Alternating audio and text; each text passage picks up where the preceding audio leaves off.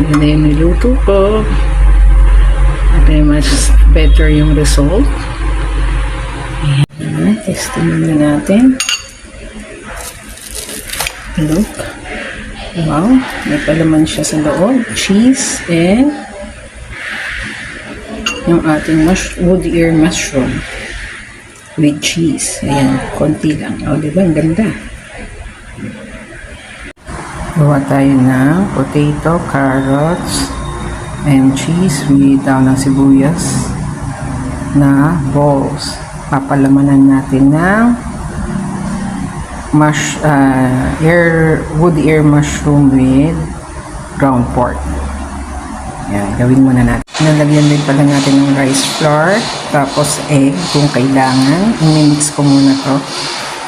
Mix muna natin itong mga ingredients natin. Bale, itong potato, pinakuluan ko hanggang sa lumambot. Nilagyan ko ng konting butter. Ayan, lagyan na natin ng flour para makabilog tayo. Siguro mga 5 tablespoon ang ilagay natin para makagawa ko ng balls.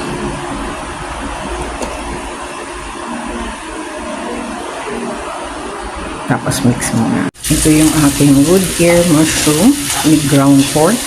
Ipapalaman natin dun sa ating potato, carrots, with dahon ng sibuyas na balls. Lalagyan din natin ng konting cheese yun.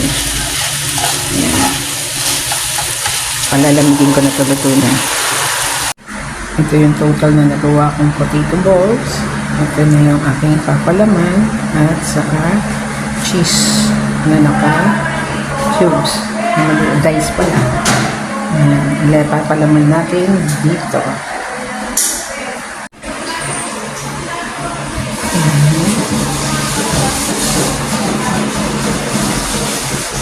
Cheese, ground pork with wood ear mushroom, at saka yung ating potato balls na may carrots, dahon ng sibuyas. Ayan. Meron ng giniling na may wood ear mushroom and cheese. Then, i-roll natin ulit.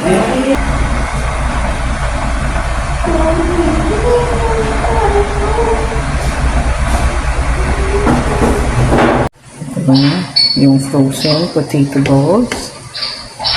Ayan, may palaman na yun sa loob. Ngayon, i-deep fry na natin siya sa mainit na mantika. Straight from the freezer.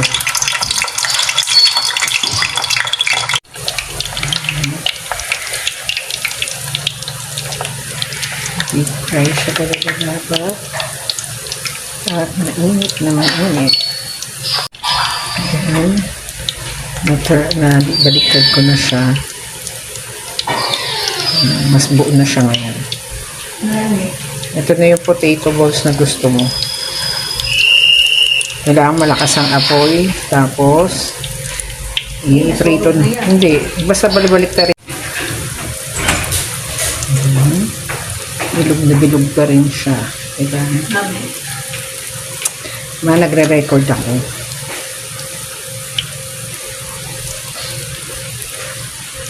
Para siyang sweet balls, diba? Pero hindi.